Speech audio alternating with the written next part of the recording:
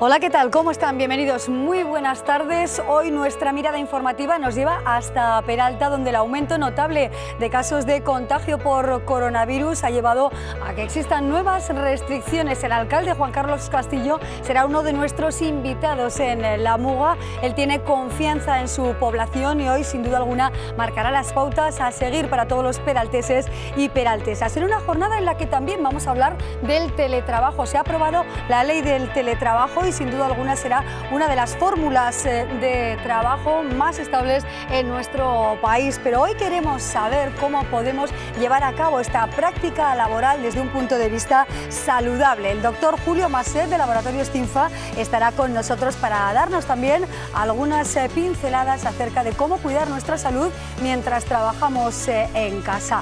Y cómo está afectando la pandemia a todo lo que tiene que ver con las herencias. Expertos en herencias aquí en la capital navarra nos darán también algunas de las claves fundamentales a la hora de plantearse las herencias en este tiempo de contagios, en este tiempo de enfermedad generalizada. Y también hoy nuestro punto de vista nos llevará a Estados Unidos y al programa viene el periodista navarro, natural de Arbizu, Mikel Reparaz. Él nos presenta Las grietas de América, una historia que nos cuenta después de toda su trayectoria profesional, precisamente como jefe de internacional en EITB y también como corresponsal en Estados Unidos. ¿Ganará o no Donald Trump?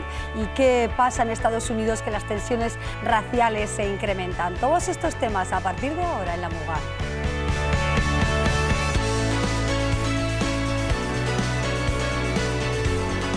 Un país sacudido por las tensiones raciales. El mundo mira a Estados Unidos con esa campaña electoral que nos llevará a esa gran contienda del 3 de noviembre. Mikel Reparaz, arratsaldeon, buenas tardes.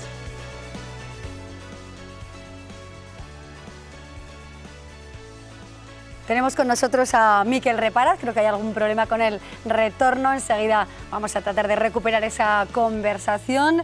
Mikel Reparaz, como les decimos, periodista navarro con una gran trayectoria internacional, buen conocedor sin duda alguna del devenir informativo en Estados Unidos. Con él queremos saber cómo ve precisamente el panorama político actual en los Estados Unidos. Vamos a ver si recuperamos esa conversación. Y hablamos de las grietas de América.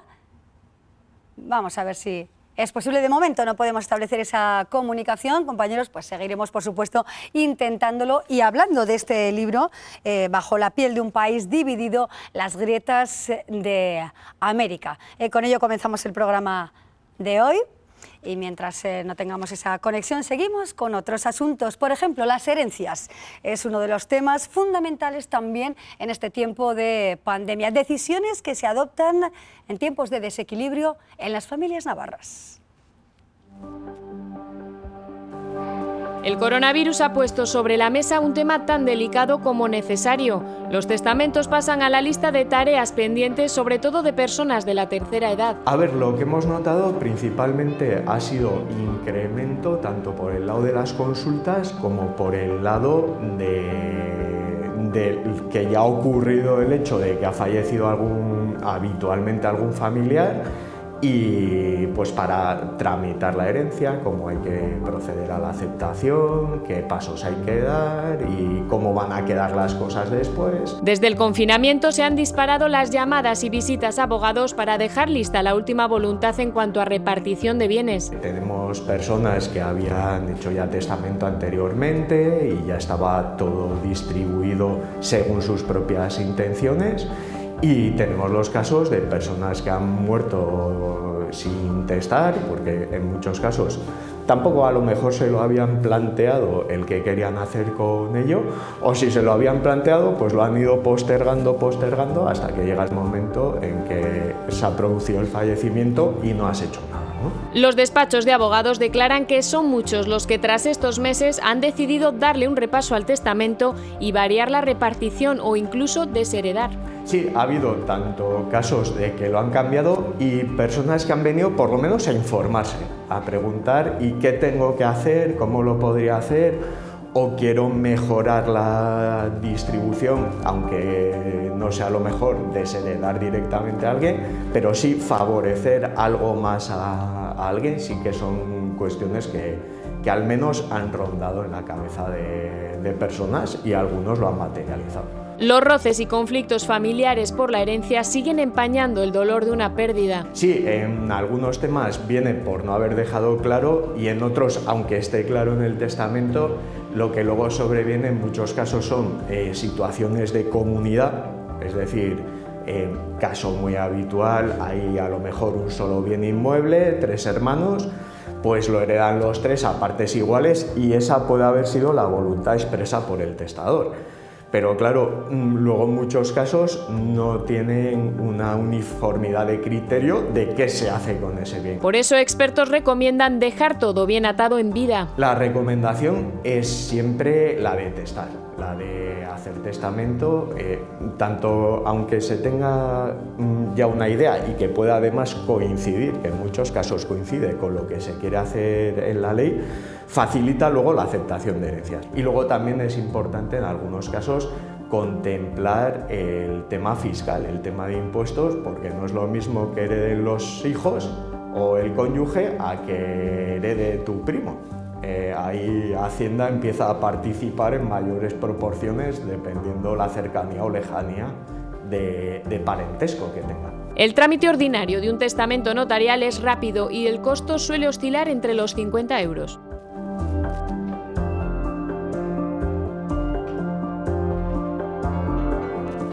Seguimos en directo aquí en La Muga y ya saben ustedes que nos gusta cuidarnos y sobre todo la alimentación saludable, que es uno de los pilares fundamentales también a lo largo de toda nuestra vida. Por eso tocamos la puerta de Patricia Lloves, especialista en dietética y nutrición, y ella entra, bueno, pues directamente aquí en La Muga con nosotros. Y además hoy queremos hablar de esos falsos mitos, si es malo el azúcar, si el chocolate no es demasiado saludable en nuestra dieta, algunas de estas cuestiones de las que todo el mundo habla, pero a veces sin mucho conocimiento, ¿no? Patricia, ¿qué tal estás? Bienvenida, buenas tardes. Hola, buenas tardes, Amaya. Vamos a desmontar algunos mitos. Perfecto. Por ejemplo, ¿es bueno o no es nocivo para nuestra salud el chocolate? Es una de las delicias, desde mi punto de vista, de cualquier dieta, ¿no? De la alimentación. Sí, a ver, no se puede hablar de alimentos buenos o malos, ¿vale? Siempre tenemos que denominar alimentos más saludables o menos saludables. En este caso, si elegimos el chocolate bien, ¿sí? Es un alimento perfectamente saludable, ¿vale? Entonces, he traído 4 tipos. En nuestra tienda habitual podemos encontrar muchísimas variedades. He elegido estas 4 y voy a explicar un poquito las características de cada una. Exacto, bueno, aquí tenemos diferentes, ¿no? Tenemos chocolate blanco, chocolate con leche, ¿verdad, Patricia? Eso es. ¿Este cuál es? El chocolate puro. ¿Y este de aquí? El chocolate negro. Negro. Entonces, vamos a ver. Es muy habitual que confundamos el chocolate puro, asociemos el chocolate puro a chocolate con alto porcentaje de cacao.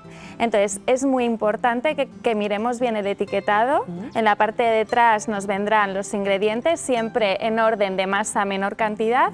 Y para elegir un buen chocolate sería elegir aquel que tiene por lo menos un 85% de cacao, ¿vale? Que en este caso sería este. Exacto, el chocolate, bueno, pues eso, es con un 85% de cacao, ese sería el más adecuado. ¿Por qué ese es mejor que otros? Porque lo interesante del chocolate está en el cacao, los nutrientes interesantes del chocolate están en el cacao, como es el magnesio, y es en el que encontramos en mayor proporción.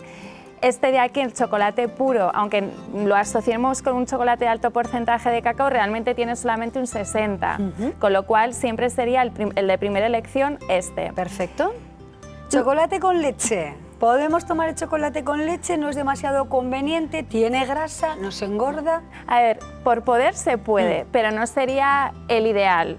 ¿Vale? Bien. Sí que es verdad que cuando comemos chocolate buscamos ese sabor dulce y quizá en el chocolate con mucho porcentaje de cacao no lo encontramos, ¿no? Pero bueno, sí que podemos comer de vez en cuando el chocolate con leche, pero sabiendo que es mucho más saludable esta otra opción. Eso es, de vez en cuando, Patricia, por ser así un poco más precisas, ¿cuánto sería? ¿Una vez a la semana? ¿Un poquito cada día? ¿Qué recomiendas? Se puede comer, si es chocolate del bueno, a partir, bueno, del 85 sería lo ideal, pero podemos empezar con el 70%, ¿sí? 1 o 2 onzas al día no habría ningún problema. Perfecto. O sea, se puede consumir. Muy bien, 1 o 2 onzas al día, nada de atracón de chocolate, ni media tableta, ni una entera, ¿eh? Eso nunca, porque eso sería una auténtica locura dietética, ¿verdad? ¿Y el chocolate blanco? Bueno, el chocolate blanco lo que tiene principalmente, si miramos los ingredientes, es azúcar, que suele ser el primer ingrediente de la lista, y luego la manteca de cacao. O sea, lo que es la pasta de cacao no tenemos por ningún sitio, entonces no es un chocolate interesante. Sería como la última opción de estas 4 que tenemos aquí. Perfecto, bueno, pues ahí tenemos la primera ruta, ¿no? ¿Qué decir del chocolate? Pues el chocolate con 85% de cacao sería el más conveniente para nuestra dieta. Aquí tenemos diferentes tipos de azúcar. Patricia, ¿qué decimos del azúcar? ¿Cuál es el mejor? ¿Cuál es peor? ¿Cuál es más recomendable? ¿Menos? ¿Qué hacemos con ello? Bueno, el azúcar tenemos que controlarlo en nuestra alimentación. No somos conscientes de todo el azúcar que ingerimos, porque el azúcar está escondido en muchísimos alimentos y lo ingerimos sin darnos cuenta. Aquí tenemos el azúcar blanco, ¿no? El común, el azúcar moreno, que en su día tuvo muy buena prensa pensando que era un azúcar más saludable, cuando realmente el azúcar moreno es azúcar blanco al que se le ha añadido melaza para así aportarle este color más oscuro, con lo cual ninguna de las dos opciones sería saludable. Bueno, eso que es verdad que ha habido toda una leyenda en pro del azúcar moreno, ¿no? Como si fuera mucho mejor que el blanco. Bueno, pues desmontamos ese mito y esa falsa creencia. Por tanto, si ni el blanco ni el moreno serían los más saludables, ¿qué línea tenemos que seguir? Bien, pues a ver, la alternativa más saludable sería la canela. Bien, sí que hay que decir que la canela, hay 2 tipos de canela, la canela casia, que es la común, la que encontramos con más facilidad en el mercado, y luego otro tipo de canela que es la canela ceilán, que aporta un sabor más dulce y sería mejor elegir ese tipo de canela, ¿vale? Es mucho más dulce y digamos que es más, a nivel de nutrientes es más interesante también. ¿Hay algún problema, por ejemplo, para buscar esa canela, o para encontrar, perdón, esa canela ceilán en cualquier tienda, en Pamplona, en Navarra? Bueno, quizá no es tan fácil de encontrar como esta otra, la casia, pero a día de hoy, si buscamos un poquito en tiendas que quizá venden a granel y demás, sí que la podemos encontrar con facilidad. Perfecto, bueno, pues ahí tenemos. Luego seguimos por este lado de la mesa, ¿verdad? Que tenemos 2 bebidas. ¿Qué nos quieres contar al respecto, Patricia? Bueno, tenemos por un lado un refresco de cola y por otro lado un batido de chocolate. Son 2 bebidas que, como bien pone el cartelito, están llenas de azúcar. Entonces, los dietistas nutricionistas que solemos hacer a los pacientes en consulta, les preguntamos si consumen azúcar, si no, suelen simplemente acordarse de este tipo y olvidan aquel azúcar que ingieren a través de este tipo de alimentos. Atención, por tanto, ¿eh? Bueno, sí. Perfecto, ahí tenemos chocolate y otra bebida azucarada, bueno, demasiado azúcar. Y aquí tenemos más sano, un vasito de leche, ¿verdad?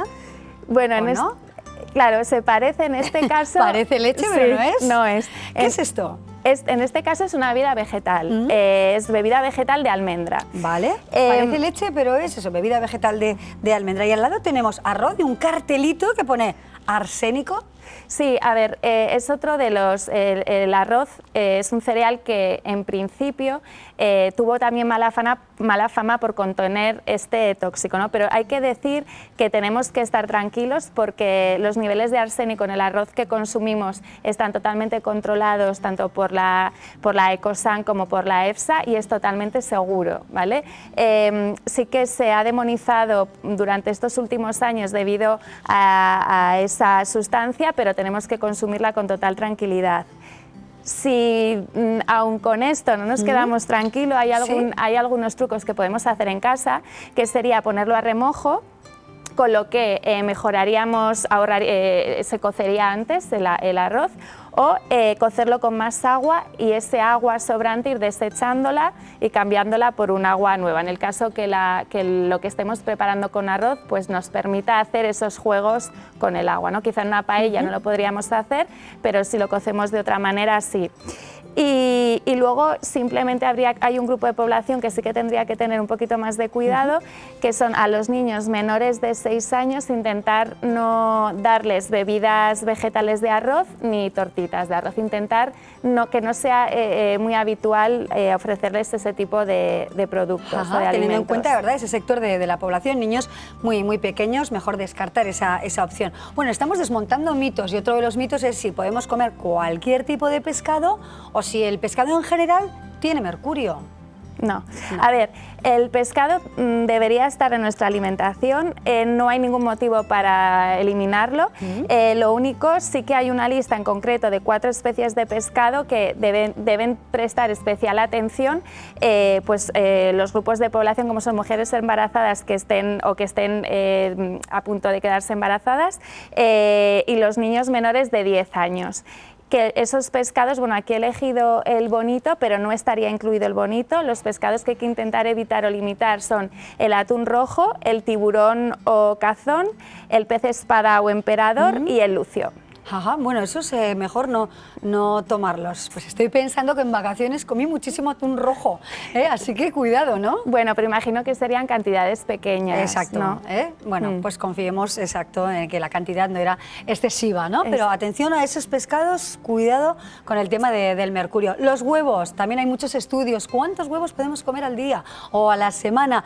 ¿Aumenta, incrementa o no el colesterol? ¿Cuál es el falso en este caso? Sí, totalmente falso. Hace unos años sí que se asociaba el consumo el aumento del colesterol con el consumo de huevos. Se ha visto que no es así. De hecho, la grasa que aporta el huevo, en este caso que está contenida en la yema, es una grasa saludable que no afecta al perfil lipídico y la cantidad de huevos que podemos comer uno al día sin ningún tipo de problema. Perfecto. Bueno, aquí tenemos cerveza, y bueno, todos los deportistas, por lo menos los que conocemos con más frecuencia, siempre dicen, es que después de correr, después de hacer deporte, una buena cerveza que hidrata. ¿Sí o no? No exactamente, no exactamente. La primera bebida de elección debería ser el agua.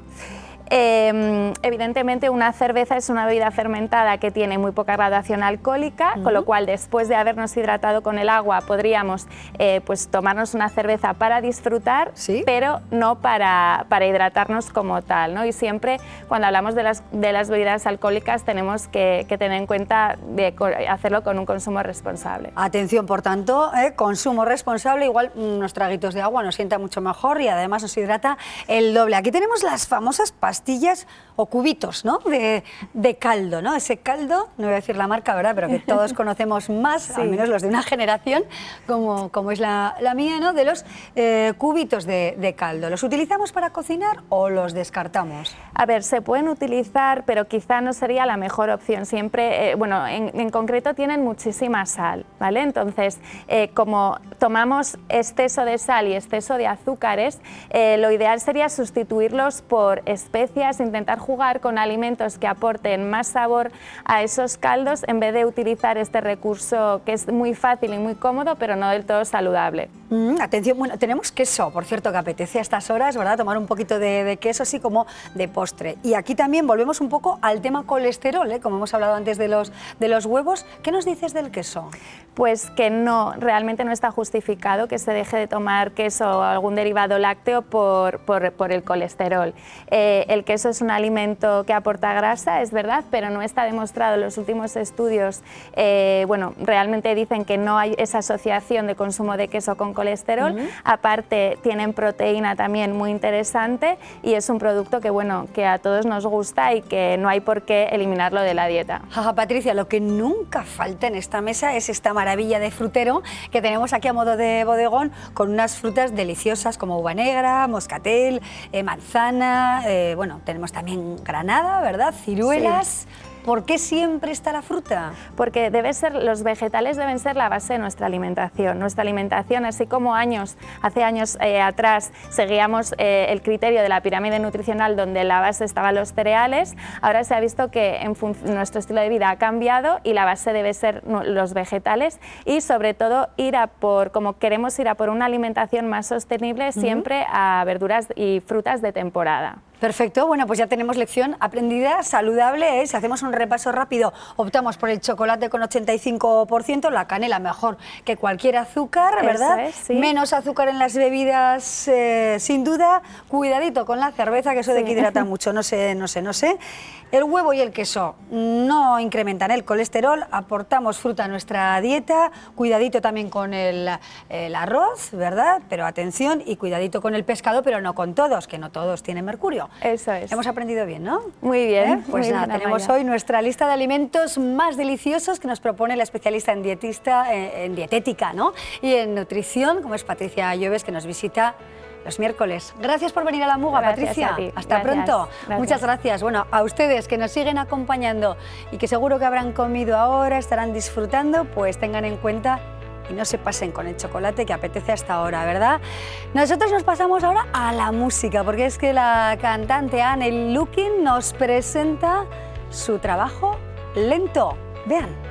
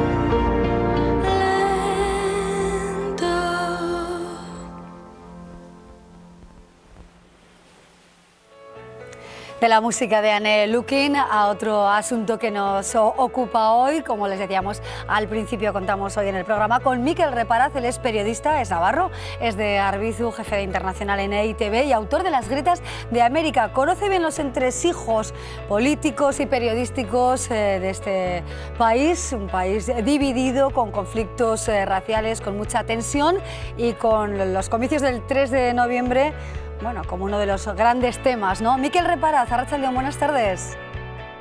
Arratsaldeon, Amaya. Gracias, Mikel, por acompañarnos. Un placer verte, compañero.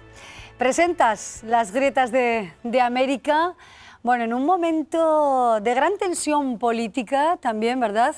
¿Puede Donald Trump ganar las elecciones de nuevo? Yo creo que puede, ¿no? Puede ganar. Ahora mismo yo creo que las opciones están abiertas. Todas las encuestas le dan la victoria a Joe Biden, pero sabemos que en Estados Unidos las encuestas pues tienen el valor que tienen, ¿no? Hillary Clinton en 2016 ganó las elecciones en número de votos, logró casi 3 millones de votos más que Donald Trump y sin embargo pues no llegó a la presidencia. El sistema electoral estadounidense es complejo, prima algunos estados. En esos estados la batalla está bastante igualada ahora mismo, en estados como Pensilvania. Por tanto, todo está abierto y Donald Trump todavía tiene posibilidades de lograr la reelección. Bueno, tenemos frases y cuestiones muy potentes en relación con Donald Trump, ¿no? Que ha pedido a la ONU, por ejemplo, que haga rendir cuentas a China por, entre comillas, infectar al mundo con el coronavirus. ¿Cómo tomamos, ¿no?, estas palabras? ¿Qué reflexión merecen las palabras del presidente Donald Trump, Mikel? Bueno, Trump tiene su estilo propio, ¿no? Y yo diría que es más que un estilo, ¿no? Es una estrategia que él ha utilizado una y otra vez a lo largo de su presidencia, también antes de llegar al poder lo utilizó como arma, y es la utilización de la mentira, de la hipérbole, como dice él, de la exageración, de esa máxima de toda publicidad, buena o mala, es beneficiosa, ¿no? Y entonces estamos en ese escenario, ¿no? Donald Trump está utilizando todos los recursos que tiene a mano para estar en los medios, para dar de qué hablar, ¿no? Y no le importan las consecuencias muchas veces. Esto lo estamos viendo, ¿no? Es una estrategia puramente electoral, una estrategia de puertas para adentro que le funciona. Vimos que le funcionó en 2016 con los votantes que necesitaba, esos votantes conservadores, blancos, que acabaron votándole, y en 2020 tiene esa esperanza. Habrá que ver qué pasa, ¿no? Todos sus argumentos electorales se le han ido cayendo, ¿no? La economía en 2020 iba como un tiro, iba muy bien, ¿no? Las cifras del paro estaban en mínimos históricos, ¿no? Hasta que llegó la pandemia. Más de 200.000 estadounidenses han muerto a causa del coronavirus. A Donald Trump se le han ido cayendo todos sus castillos de naipes, ¿no? Y ahora mismo tiene una baza que es la baza del miedo, de presentarse como el presidente de la ley y el orden, y lo está aplicando, ¿no? Habrá que ver. Claro. Si le resulta efectivo, ¿no? Así es, Miquel. Eso es. El racismo también, ¿no? Como arma electoral, como uno de los temas de la contienda, de los comicios. Un país que aborda el racismo como estrategia política, ¿qué tipo de país es? Bueno, Estados Unidos es un país muy complejo, ¿no? Y un país muy diverso. Yo diría que el más diverso del mundo, donde, bueno, pues las estructuras del país las han construido durante décadas, durante siglos, oleadas y oleadas de inmigrantes.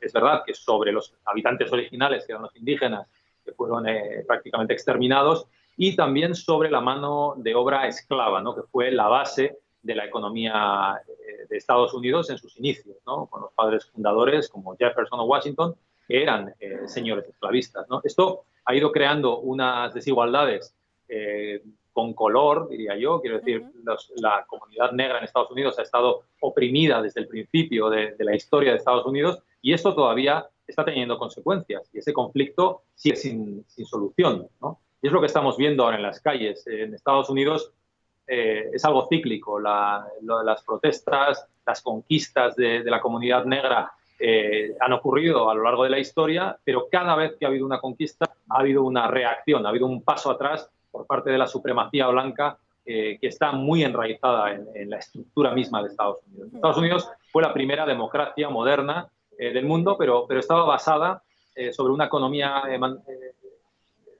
basada a su vez en la mano de obra esclava, y esto creó estas desigualdades. Claro. Por tanto, todavía hoy en Estados Unidos están absolutamente racializadas. El país clasifica a su población por razas. Es un sistema, yo diría, hasta cierto punto, pues donde la supremacía blanca sigue teniendo un papel fundamental. Miquel, desde luego un país que tiene lo mejor, la mejor cara y también la peor, ¿no? Es verdad que vemos así, ¿no? Esas dos partes, una dicotomía, ¿no? Entre lo bueno y lo malo, ¿no? De una sociedad. ¿Cómo es informar desde Estados Unidos? A veces te he escuchado decir que, bueno, que los medios nos hemos dejado llevar por la espectacularidad de Donald Trump. ¿Es así? Claro, yo creo que esto fue una trampa en la que caímos los medios de comunicación desde el principio, ¿no? Donald Trump es seguramente uno de los presidentes más espectaculares que ha tenido Estados Unidos, con todas sus declaraciones, sus salidas de tono, sus gestos. Y esto Donald Trump lo sabe muy bien, ¿no? Y lo sabía muy bien en 2016 cuando empezó y cuando arrancó su campaña electoral.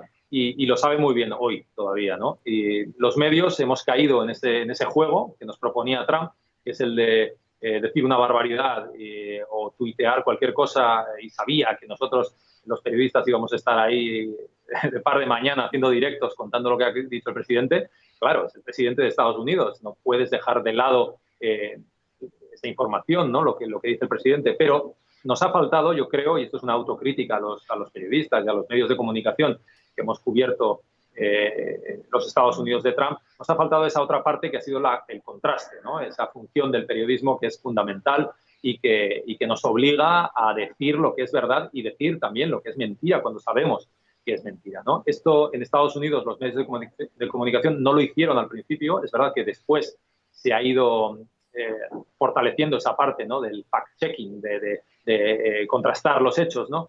Pero Trump lo utilizó muy bien, sabía lo que hacía, y nosotros los medios pues le ayudamos y de alguna forma le aupamos, ¿no? al poder. En el libro, Las grietas de América, Miquel, hablas o cuentas, ¿no?, varios sucesos de abuso policial. Incluso has conversado, ¿no?, con varios policías que también viven en cierta medida atemorizados, ¿no? ¿Cómo es la policía americana? Y cuando vemos, ¿no?, imágenes de un policía pues, aplastando prácticamente el cuello, ¿no?, de una persona de raza negra, nos llevamos las manos a la cabeza, nos quedamos absolutamente en shock. ¿Cómo vive la policía toda esta sociedad de tensión y de conflicto? Sí, yo creo que todo empezó a verse cuando los teléfonos empezaron a tener cámaras, ¿no? Y empezamos a ver lo que ocurría en las calles y lo que hacía la policía, ¿no? La violencia policial contra las minorías y en particular contra la comunidad negra es algo que ha existido siempre en Estados Unidos, pero lo hemos empezado a ver hace relativamente poco, ¿no? Y de ahí ha surgido toda esta oleada de protestas, el movimiento Black Lives Matter en Estados Unidos, ¿no? La policía, como tú decías, en las entrevistas que he tenido con agentes de policía, por ejemplo, del Departamento de Policía de Baltimore, admiten que hay racismo dentro de la policía, ¿no? Yo he hablado con unos policías puertorriqueños de habla hispana que decían que en las comisarías les tenían absolutamente marginados, que no les dejaban hablar castellano, que les insultaban. Y sin embargo, cuando se referían a los afroamericanos en el barrio de West Baltimore, uno de los barrios más pobres del continente americano, ¿no? Volvían los tópicos racistas, ¿no? Y te decían, claro, es que con los negros es muy difícil actuar porque son irreverentes, en cualquier momento pueden sacar un arma. Y ahí llegamos a uno de los núcleos, yo creo, que explican de alguna forma, no justifican, pero explican la violencia policial, que es el miedo, el terror que hay en Estados Unidos al hombre negro, joven, encapuchado, ¿no? Esa imagen de un joven que potencialmente puede estar armado, porque en Estados Unidos hay tantas armas como personas, como habitantes, con lo cual toda la población está potencialmente armada, y los agentes de policía muchas veces actúan con ese miedo, ¿no? Guiados por ese terror, como yo le llamo en el libro, al esclavo liberado, ¿no? Esa negrofobia que existe no solo en los cuerpos policiales, también en la sociedad en general, ¿no? Y en la mayoría blanca en Estados Unidos. Por tanto, yo creo que eso, por supuesto, no justifica, pero en los pocos juicios que ha habido por violencia policial ha sido uno de los argumentos que hemos escuchado continuamente. Es decir, que el agente de policía tenía miedo y por eso sacó el arma y por eso disparó, ¿no? Acabó matando a esa persona que seguramente, pues como en el caso de Philando Castile, simplemente iba a coger su cartera de la guantera del coche y el policía pensó que iba a coger una pistola y le metió 6 tiros, ¿no? Es algo que lo hemos visto una y otra vez en Estados Unidos y que se explica por el racismo estructural y sistémico que hay en este país y en cuerpos policiales, en las cárceles, en prácticamente todos los estamentos de poder. Sí, finalmente, Miquel, no sé si la llegada a Obama, ¿no?, a la Casa Blanca realmente fue un espejismo. Yo creo que sí, yo creo que se ha demostrado que aquella emoción que sentimos, porque yo me incluyo y lo admito, ¿no? En 2008, cuando cubrimos la noche electoral de Obama en el Parque Grant de Chicago, fue un momento espectacular, un momento que incluso el New York Times se dejó llevar por los adjetivos y dijo que aquello era el fin del conflicto racial en Estados Unidos. Bueno, después con los años se vio que no solo no era el fin, sino que provocó una especie de cortocircuito en Estados Unidos en la mayoría blanca que se vio alienada por sus políticas y a su vez también provocó la ira de la comunidad afroamericana, que vio como el primer presidente negro de la historia no daba pasos hacia los derechos civiles, no cumplía sus promesas, ¿no? Y todo este fenómeno de los últimos años de Obama yo creo que explica muy bien lo que vino después. Yo creo que Trump es de alguna forma la consecuencia de Obama, ¿no? El primer presidente negro de la historia de Estados Unidos tuvo como resultado pues, el presidente seguramente más blanco que hemos visto en las últimas décadas. Cerramos aquí esta conversación, Miquel, desde luego con mucha intención de seguir leyendo este libro, Las grietas de América, un país que bien conoces, has recorrido cada uno de los 50 estados en ese trabajo desarrollado en Estados Unidos y sin duda, bueno, pues tan solo unas pinceladas las que dejamos hoy en el programa con la intención de continuar con la lectura de estas grietas de América y con la mirada también puesta en el 3 de noviembre en la cita electoral, ¿no? Tan interesante, desde luego, desde el punto de vista periodístico y social. Compañero, muchísimas gracias por acompañarnos, Miquel Reparaz, eskerrik asko, gracias de verdad y suerte, por supuesto, en esta carrera literaria y periodística. Gracias, muchas gracias. Hasta pronto. Un abrazo. Miquel, agur. Bueno, nos quedamos con esta mirada tan profesional, sin duda, ¿no?, a lo que está pasando en los Estados Unidos. Hacemos una pausa y seguimos.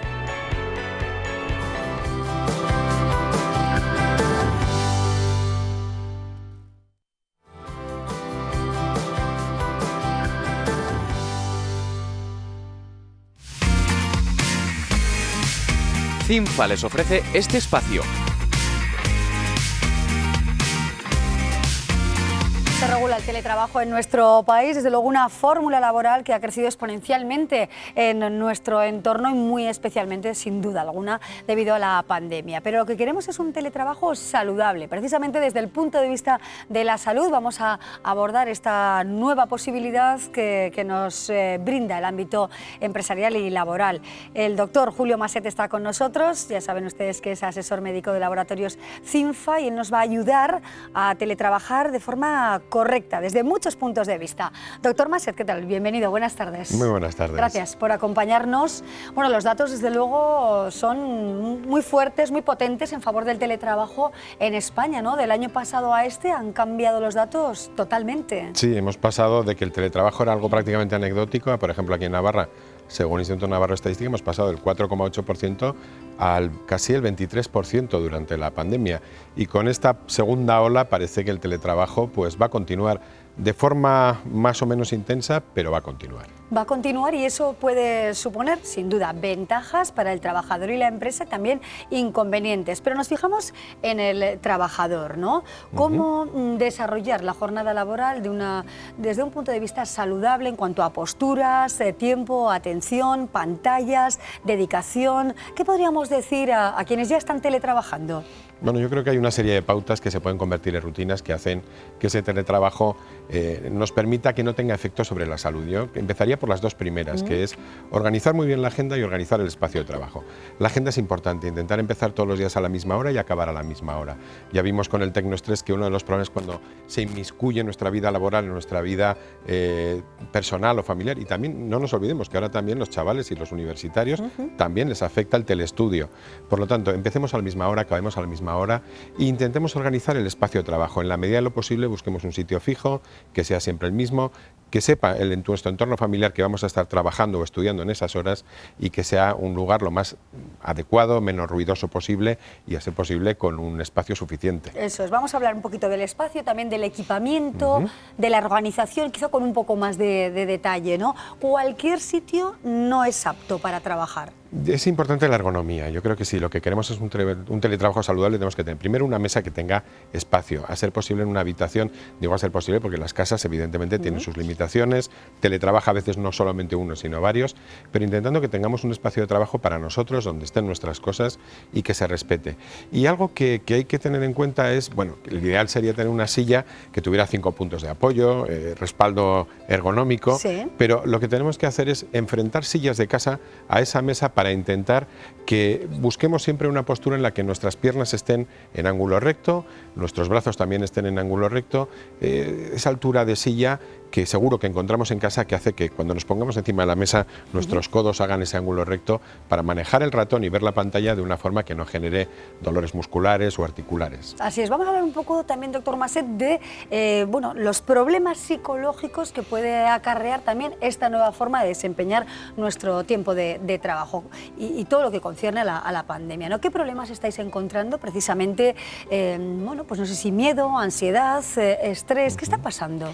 Bueno, ya vimos vimos hace un par de años cuando hicimos un estudio sobre tecnoestrés, sobre estrés, y apareció el tecnoestrés. Nos decían 7 de cada 10 personas que trabajaban que sentían ese tipo de estrés. Es una invasión mediante las nuevas tecnologías de nuestro espacio familiar o de ocio en la vida laboral. Eso de recibir un correo o una llamada telefónica fuera de hora. Estamos viendo eso, pero también estamos viendo algo que también tiene solución, que es esa incertidumbre muchas veces. Cuando estamos en el trabajo y nos falla la herramienta informática o nos cambian el programa y no sabemos manejarlo bien, recurrimos a un compañero que nos ayuda. En casa tenemos esa sensación de aislamiento y las empresas empiezan a generar ya recursos, líneas de atención para que, bueno, pues ese tecnoestrés debido a la herramienta afecte lo menos posible. Claro, bueno, vamos con alguna otra pauta, por ejemplo, la habitación, el calor, el frío, ¿cómo debemos mantener un poco, bueno, pues la climatización, si podemos, ¿no?, de nuestro entorno de trabajo?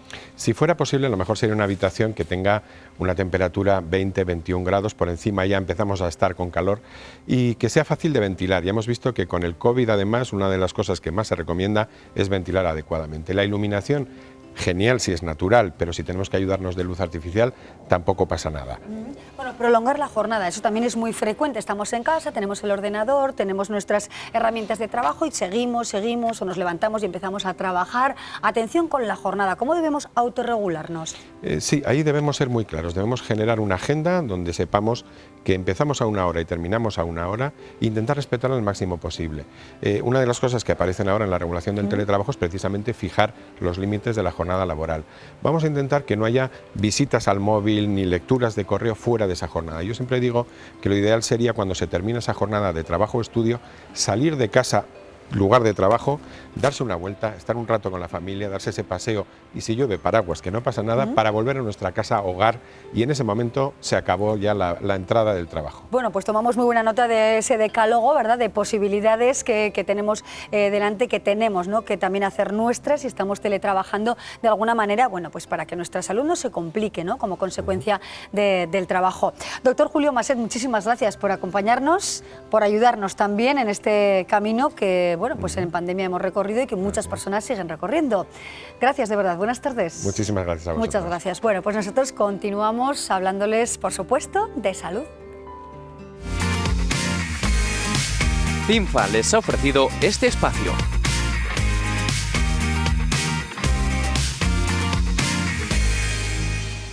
Seguimos hablándoles de salud, claro que sí, porque hoy les queremos hablar de la seguridad del paciente. La pasada semana se celebró el Día Mundial de la Seguridad del Paciente. ¿Qué hace Navarra precisamente por los pacientes y profesionales seguros? Enseguida les damos respuestas.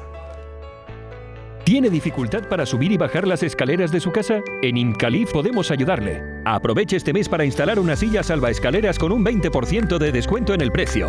Le regalamos la garantía de la instalación de por vida y gestionamos las subvenciones. No pierda esta ocasión y llame ya al 948 23 59 74 o visite imcaelevación.es. En Imcalif mejoramos su calidad de vida.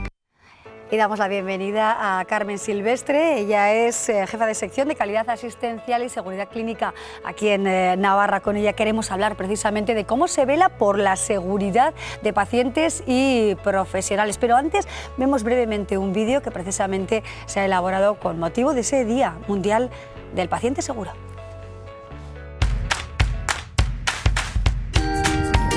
Hola, te damos la bienvenida al hospital. Para mejorar la calidad de la atención a los pacientes, desde el Servicio Navarro de Salud hemos preparado una pequeña guía de consejos y pautas para que participes activamente durante tu ingreso. Se trata de unas medidas sencillas para facilitar la recuperación. Participa en tu identificación. En el hospital, comprueba que los datos que figuran en la pulsera identificativa son los tuyos. Si durante tu estancia se pierde o deteriora, solicita otra pulsera y vuelve a comprobar tus datos. Lleva siempre la pulsera de identificación puesta. Esta pulsera la tendrás que mostrar antes de que te administren medicamentos, al realizarte pruebas y siempre que sea preciso, comprobarte la identidad. Consejos para prevenir errores de medicación. Es importante... Carmen Silvestre está con nosotros, es de alguna manera la voz visible de la seguridad del paciente en nuestra comunidad. Carmen, bienvenida, ¿cómo estás? Buenas tardes. Hola, buenas tardes. Pacientes, Gracias por venir. Gracias, hoy por supuesto. por invitarme. Muchas gracias por venir, Carmen. Pacientes seguros, profesionales seguros. Ese ha sido el lema del Día de la Seguridad del Paciente y más que nunca hay que incidir en ello en este tiempo de pandemia, ¿no? Además, el Día Internacional se decidió como homenaje a los, no solo como homenaje, sino que siendo que han sido los profesionales los que hemos visto cómo han sufrido y el riesgo que corren sus vidas y el estrés que tienen tanto por los pacientes como por sí mismos. Sí. Bien, entonces es por eso que se decidió hacer el Día Internacional de Seguridad del Paciente dedicado a ellos, ¿no? Y haciendo no solo dedicado a ellos, sino viendo la interrelación indispensable que existe entre la seguridad de los pacientes para que los pacientes estén seguros, y de los profesionales para que los pacientes estén seguros. Claro que sí. Profesionales que han sufrido, sin duda, profesionales sanitarios, los rigores de esta pandemia absolutamente inesperada. Si habláramos de profesionales, ¿no? Médicos, enfermeras, que han sido infectados, ¿no? Que han resultado enfermos por la COVID, ¿qué datos arroja Navarra ahora mismo? En este momento, el último estudio que se hizo sobre los profesionales, sobre el contagio en los profesionales, arrojó un 6,9% de profesionales infectados. La OMS había recibido, esto es un dato del mes de julio, de un estudio de... no lo voy a decir. Sí, bueno, de la Organización Mundial de la Salud, efectivamente. Y luego, este era Navarro, sí. el 6,9%. Y la OMS tiene el dato mundial a septiembre de entre un 14 y un 35% de profesionales que han sido contagiados por el coronavirus. Claro, ¿cómo se va a luchar precisamente por la seguridad del profesional y también del paciente, obviamente, ¿no? Ha habido que ponerse rápidamente al día y ha habido que estar actualizando todo el tiempo, pues porque ha sido un problema inesperado, ¿no? Sin embargo, desde Prevención de Riesgos Laborales se ha estado protegiendo y trabajando con todos los materiales que eran validados por las normas europeas y que eran validados en otros casos por el Ministerio de Industria. Y aparte de eso, se ha organizado clase a la que han asistido 4.000 y pico personas, 1.900 enfermeras, 900 médicos, 600 y pico, al revés, 600 y pico médicos, 900 auxiliares de enfermería bueno, sin duda, el riesgo, ya me he perdido un poquito de la pregunta. No pasa nada, Carmen. Por darte los datos hablábamos, por supuesto, ¿no? De cómo se está tratando de combatir, ¿no? Esa inseguridad también en el profesional. Y otra cuestión, otro matiz, Carmen, porque sé que os preocupa, ¿no? La seguridad también del paciente, pero el paciente en el domicilio, ¿no? Ahora que también se está tratando, sin duda, ¿no? A las personas con diferentes dolencias y también con este entorno de pandemia en el domicilio. ¿Cómo velar por la seguridad del paciente en ese entorno? Mira, desde el principio estamos pretendiendo que la participación del paciente y la colaboración con los profesionales, pero resulta muy difícil, tanto para los profesionales como para los pacientes. Es un tema complejo. Y entonces, el vídeo que hemos visto es parte de un vídeo donde se invita a los pacientes a tomar medidas en su propia protección para evitar tener problemas o alguna complicación durante el ingreso hospitalario. Pero en lo que te referías, es el camino a futuro o inmediato es trasladar las prácticas que estamos haciendo tanto en la asistencia ambulatoria como en la asistencia hospitalaria al domicilio, que es en este momento donde va a tener lugar la mayor parte, no la mayor parte, pero una buena parte de la atención sanitaria, ¿no? Claro. Seguridad del paciente también en todo lo que tiene que ver con la administración de medicamentos, de fármacos. ¿Cómo se está trabajando este asunto en pro de la seguridad y de la salud, ¿no?, de las personas con diferentes enfermedades? La estrategia tiene 6 programas y uno está dedicado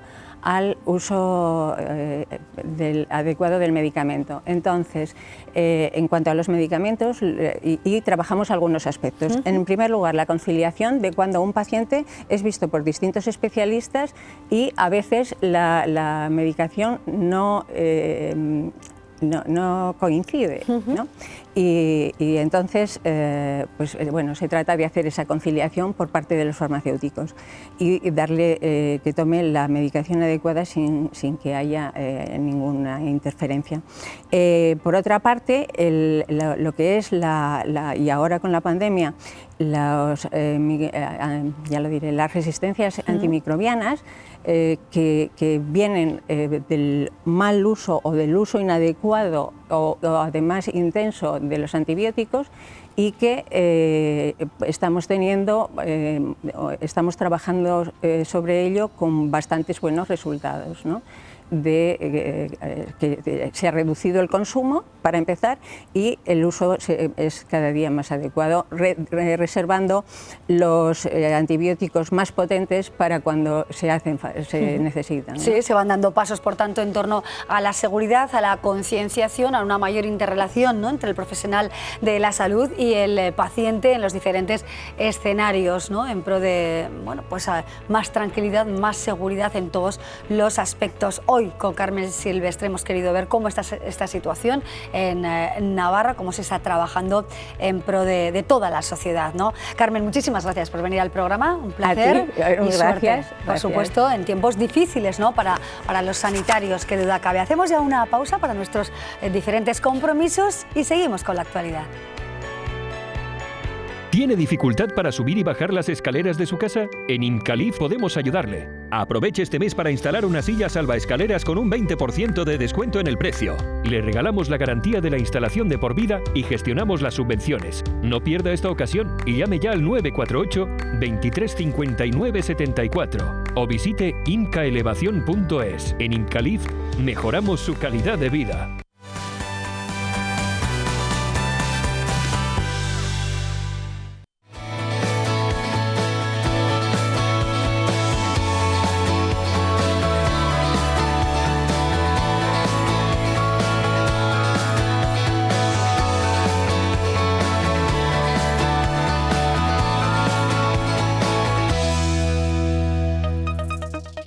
Actualidad del día ahora, ¿qué está pasando en Navarra? ¿Cómo estamos a nivel contagios en nuestra comunidad? Desde luego, los datos siguen siendo poco halagüeños. Blanca Basiano, ¿qué tal estás, compañera? Buenas tardes. Muy buenas tardes, sí. Malos datos, sin duda alguna, los de hoy, porque Navarra ha superado los 400 contagios diarios, cifra récord de toda la pandemia. Además, hay que lamentar un nuevo fallecido más. Es el peor registro de la pandemia, que sigue descontrolada, aunque de momento el Gobierno descarta el confinamiento de toda la comunidad foral y nuevas medidas de momento. También sabemos el número de nuevos escolares en infantil y primaria que están confinados. Hay que sumar 500 más por algún caso en las aulas, así que los datos hoy no son nada buenos. Jornada negra, desde luego, en Navarra, con récord de casos de contagios. Vamos a ver si hay esperanza en todo lo concerniente a los test. Hoy hablamos del test antígeno. El test antígeno, vamos a oír hablar mucho de este test, es diferente al PCR, también es diferente al serológico, y atención porque en principio va a venir a Navarra, aunque todavía hay que perfilar, ¿no?, cuándo será, cómo se realizará. De hecho, esta tarde hay una intersectorial con el Ministerio de Sanidad para ver cuándo pueden llegar aquí estos test, y es importante. ¿Por qué? Porque se puede determinar si alguien está contagiado o no del coronavirus en tan solo 15 minutos, atención, y sin pasar por laboratorio. Es algo muy parecido, por ejemplo, a un test de embarazo. Sí, bueno, interesante desde luego esta posibilidad rápida y bueno, y que descarta la opción o la confirma, como decimos, ¿no? Muy rápido. En 15 minutos. Ojalá llegue a Navarra, ¿no? Más normalidad, más tranquilidad, menos incertidumbre también para todos. Peralta en el foco informativo del día, ¿no? Enseguida hablaremos con su alcalde, Juan Carlos Castillo. ¿Qué pide el alcalde y cómo está Peralta, Blanca? Bueno, pues Peralta está entre la incertidumbre y la resignación, porque ya sabemos que esta medianoche faltan apenas unas horas para que se confine la localidad. Sí que podrán salir de sus casas los vecinos, pero no podrán salir del perímetro. Va a ser lo que es un cierre perimetral. Nadie podrá entrar y salir de la localidad de La Ribera a no ser que tenga pues, una causa justificada, ¿no? Es la primera vez que se hace en esta nueva normalidad este tipo de confinamiento en Navarra. Es como una vuelta a la fase 2 porque también hay otras restricciones, por ejemplo, en aforos al 50%, se cierran también los bares y restaurantes a las 10 de la noche y atención también porque las reuniones, tanto en el ámbito público y, ojo, en el privado, a un máximo de 6 personas. Todo esto para intentar aplacar la curva porque se había disparado, se había quintuplicado en tan solo unas semanas debido en principio a las no fiestas. En la última semana, por ejemplo, 123 casos, lo que ha hecho saltar todas las alarmas, sin duda alguna. Efectivamente, bueno, decíamos, ¿no?, que el alcalde hoy ya nos ha ofrecido un mensaje de confianza en la ciudadanía, luego matizamos con él todo esto y vemos cómo peraltesas y peralteses, bueno, se suman a esta línea de la responsabilidad total en pro de todos, ¿no?, de toda la sociedad y muy especialmente de los vecinos de este pueblo. ¿Y en Tafalla qué pasa? Porque el ayuntamiento va a tener que pagar costas y hablamos de banderas. Si hablamos de banderas, dejamos a un lado por un momento el coronavirus porque hay noticia, el ayuntamiento de Tafalla tendrá que pagar, atención, 5.000 euros por colocar tanto la icurriña como la bandera republicana. El balcón del consistorio lo ven en el inicio de sus fiestas patronales del año pasado. El tribunal lo condena a pagar porque considera, entre otras cosas, probado que con esta acción se incumplió la norma que regula el uso de banderas. Recuerda que la justicia ya ha fallado en otras ocasiones en contra de la colocación de banderas de otras comunidades autónomas durante el lanzamiento del cohete anunciador de las fiestas y de estos símbolos. Pues ahí tenemos ese pago de costas, 5.000 euros que deberá abonar el ayuntamiento de Tafalla. Bueno, pues así está la situación a grandes rasgos. ¿Y qué dicen las autoridades políticas? Hoy hemos escuchado a la consejera de Salud, Santos Indurain, también al vicepresidente del Gobierno, Javier Remírez. ¿Con qué consignas? Bueno, con las consignas de que los datos, ya lo hemos visto, se han batido hoy récord, no son buenas. Eso sí, decían que de momento no se va a confinar a toda Navarra, aunque no se descartan nuevas medidas en otras localidades, aunque como decíamos, las que más preocupan en este momento son las de Peralta, es la que está ahora mismo en el punto de mira, pero ya lo decía la consejera Indurain, los datos no son nada buenos. ¿Se encienden las alarmas? No son datos buenos. Como ven, no son nada buenos, todo lo contrario. Pero se conoce el botón que ha hecho que se enciendan las no fiestas. El detonante ha sido el periodo de incubación tras las fiestas suspendidas. Por lo que esperan bajar los contagios cuando acabe este periodo. Estamos seguros que cuando pase ese patrón, junto con la labor de mayor concienciación, junto con la labor en este caso también de actuación de las fuerzas de seguridad, estamos convencidos que aplanaremos esa curva porque también lo necesitamos. De momento, esta semana terminan las restricciones adoptadas hace 10 días. Revisarán el documento y determinarán las nuevas indicaciones, si se mantienen o si se endurecen. Eso sí, no está sobre la mesa el confinamiento total de Navarra. Hablado de situaciones adaptadas, de situaciones que fueran quirúrgicas, ¿no? O sea que ese planteamiento hoy por hoy no está encima de la mesa. Tampoco preocupan otras localidades, tanto como Peralta, que ha quintuplicado los casos de la comunidad foral. Pero sí la Consejería de Salud está pendiente de otras localidades por si hubiera que tomar medidas más restrictivas. Bueno, preocupa la situación, importante, lo decían las autoridades, aplacar la curva, esperan conseguirlo a lo largo de 2 semanas. Ya saben que especial importancia también en detectar los casos positivos y también a sus contactos. De ahí la relevancia de los rastreadores, lo veíamos ayer mismo con esos rastreadores militares que ya están en Refena, los test PCR, también los serológicos y ahora se suman unos nuevos, los test de antígeno. ¿Qué significa esto? Bueno, pues nos van a detectar si tenemos o no coronavirus, es decir, parecido al PCR, pero el resultado va a ser mucho más rápido, en tan solo 15 minutos y no hace falta pasar por el laboratorio. Es lo que ha pedido Navarra. Esta misma tarde se reúne el Ministerio de Sanidad con las comunidades autónomas y, entre otros asuntos, determinarán cuándo y cómo llegan estos test a la comunidad foral. Es parecido a un test de embarazo. Se puede hacer en cualquier sitio, no necesita laboratorio y el resultado se sabe a los 15 minutos. Permitiría cortar prácticamente a nada el tiempo de saber si una persona es positiva o no, con todas las consecuencias que tiene, en algunos casos clínicas, en el hospital y tal, pero sobre todo de aislamiento, de este tipo de cosas. La prueba se realiza cogiendo una pequeña muestra de la nariz con un bastoncillo. Es fiable el 98% desde 2 días antes de los síntomas y hasta 5 después. Si el resultado es positivo, significa que la persona está infectada en ese momento. El decirte si tienes o no el virus, en lugar de tardar 24 o 48 horas, que es lo que tarda la PCR, te lo pudieran decir en media hora, no cabe duda que cambia por completo, ¿no? Hemos pedido los suficientes para poder implementarlo en los hospitales y en los servicios especiales como nosotros. Navarra espera ya la llegada inminente de un número importante de estos test, de momento autorizados solo para el uso de profesionales. Se suman a las PCR y a los test de anticuerpos. Ahí tenemos esos nuevos test con la explicación del doctor Kiko Betelú. Blanca Basiano, muchísimas gracias por acompañarnos. Un placer. 8:30 de la tarde. Hoy tendremos noticias también nuevas, muy cerca de Peralta, ¿verdad? Muy cerca. Porque les quedan pocas horas para el cambio, ¿no? A medianoche empieza. De situación, efectivamente. Gracias, Blanca. Hasta pronto. Hasta luego. Hasta luego. Bueno, pues nosotros seguimos y queremos contarles, sobre todo escuchar, ¿no?, a los vecinos y vecinas de Peralta y también a su alcalde, Juan Carlos Castillo, bueno, pues expresando cómo está la localidad y sobre todo, bueno, pues qué grado de responsabilidad son capaces de asumir. Vean. A unas horas de que entren en vigor las restricciones anunciadas en la orden foral, algunos peralteses recibían la noticia con incredulidad. ¿Cómo no nos van a dejar entrar ni salir? Claro que nos van a dejar, ¿por qué? Los vecinos comentaban cómo cambiará su día a día a partir de mañana. Trabajar y quedarte en casa. Lo mismo no salir de aquí, pero contactos que tienes fuera y eso, pues nada, aquí nos quedamos todos. A este brote hay que erradicarlo urgentemente y yo creo que estamos en la buena disposición. A mí no me cambia nada porque soy el mismo. Como ya ha dicho aquel, yo tengo que ir a la huerta todos los días.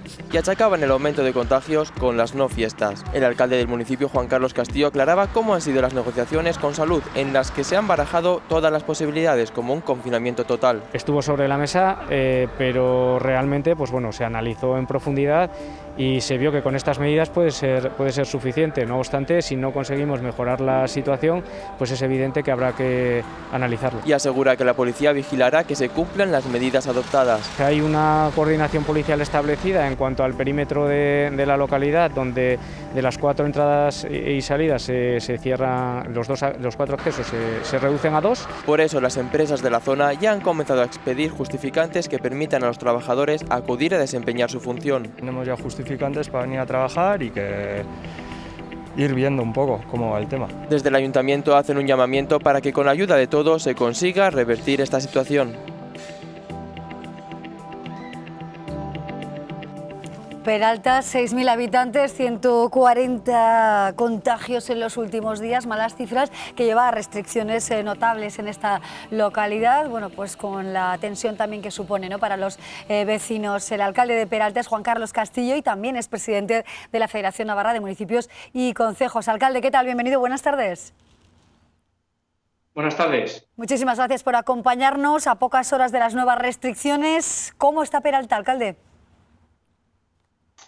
Bueno, pues de momento expectantes, ¿no? También con un poco de resignación y a la vez, pues bueno, pues con las ganas de colaborar y con la intención necesaria para poder darle la vuelta a esta situación que bueno, que desde las administraciones estamos tratando de tomar medidas, de llevar a cabo pues ese confinamiento perimetral y esas restricciones, pero es importante también esa colaboración ciudadana y bueno, pues ese mantenimiento y ese cumplimiento de las normas por parte de la propia ciudadanía. Claro, ¿tiene confianza realmente en los vecinos y vecinas?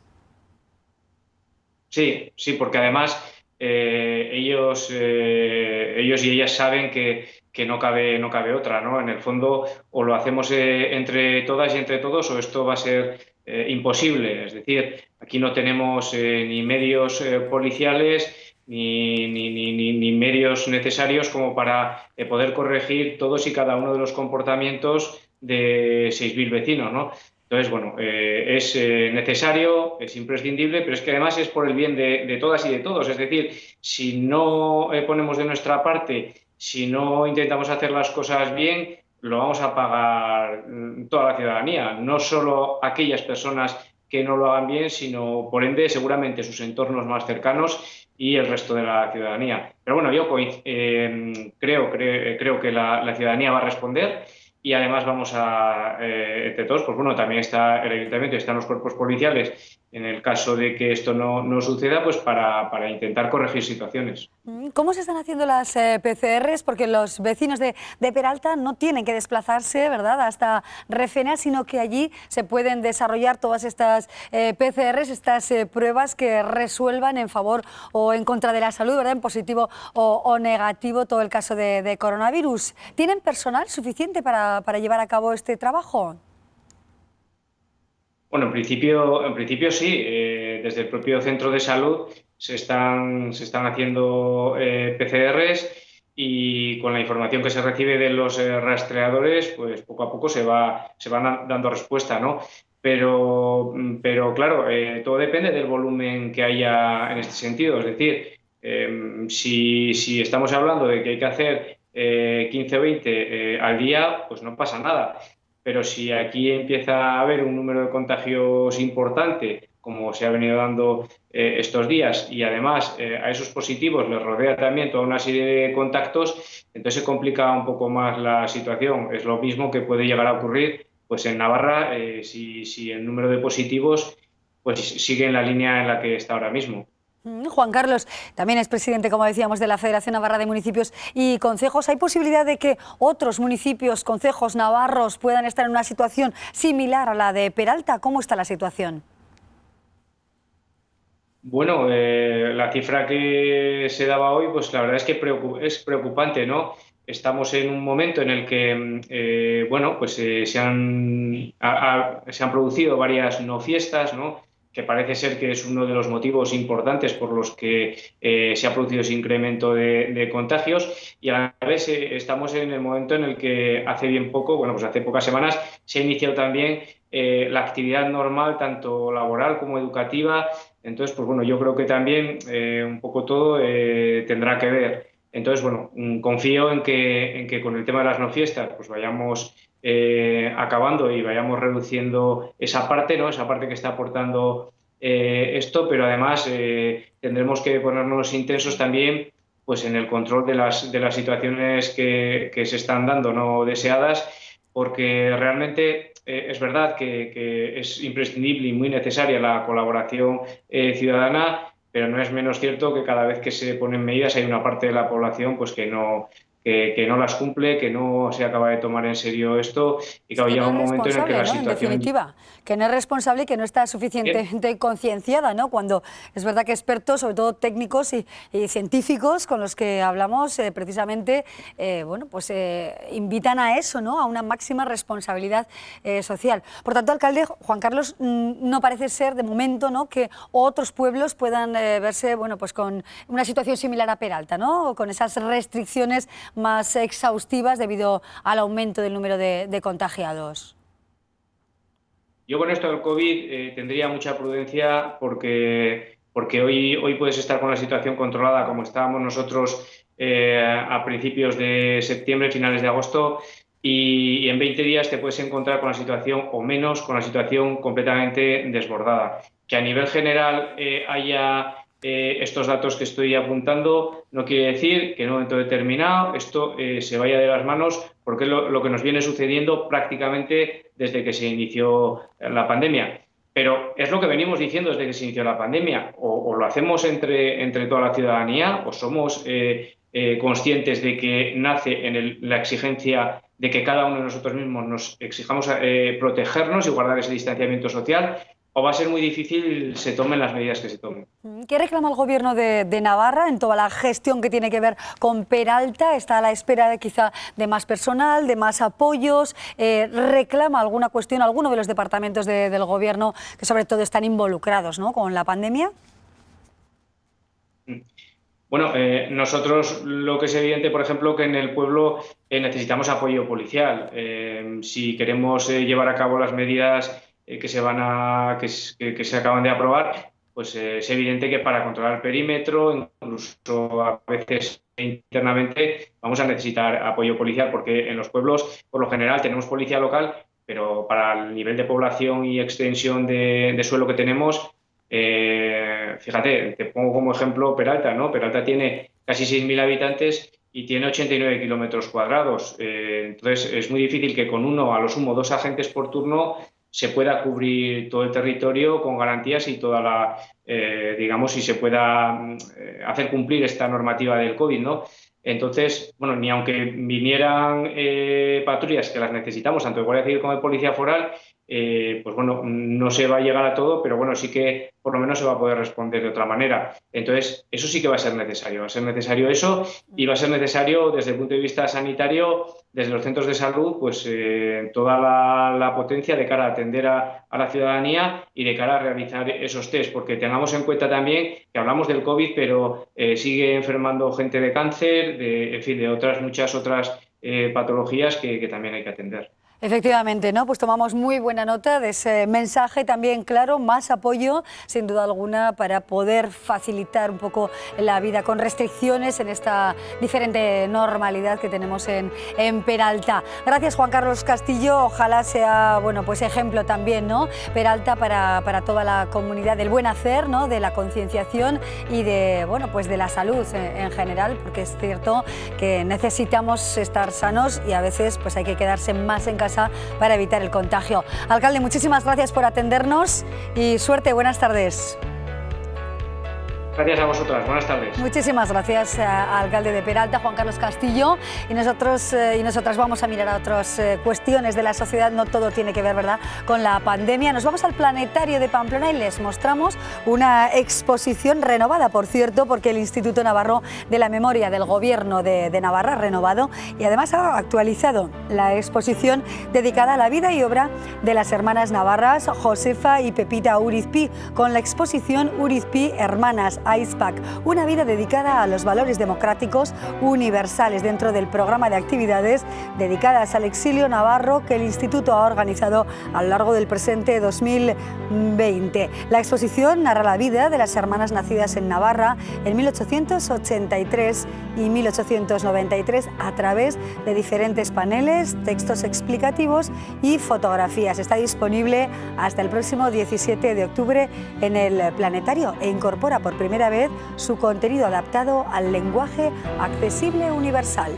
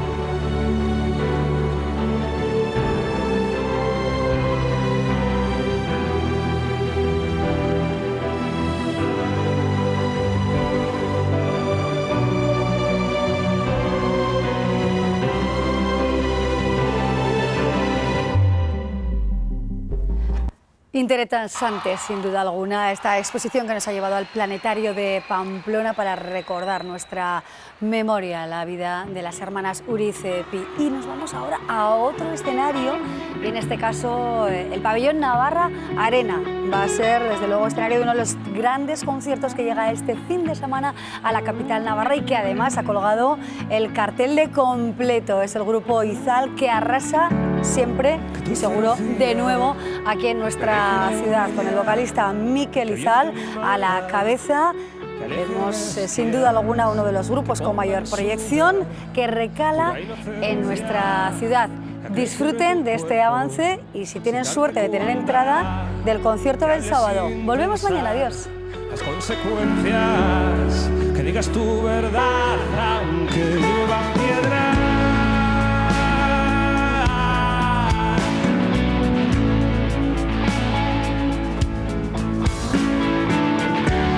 Que no pierdas esa fe que hoy es eterna, ni esa forma de no ser consciente de ella, que tu curiosidad no desaparezca y crezca como lo hacen ahora tus piernas, las que te llevarán tan lejos como quieras, comiéndote la vida a manos llenas.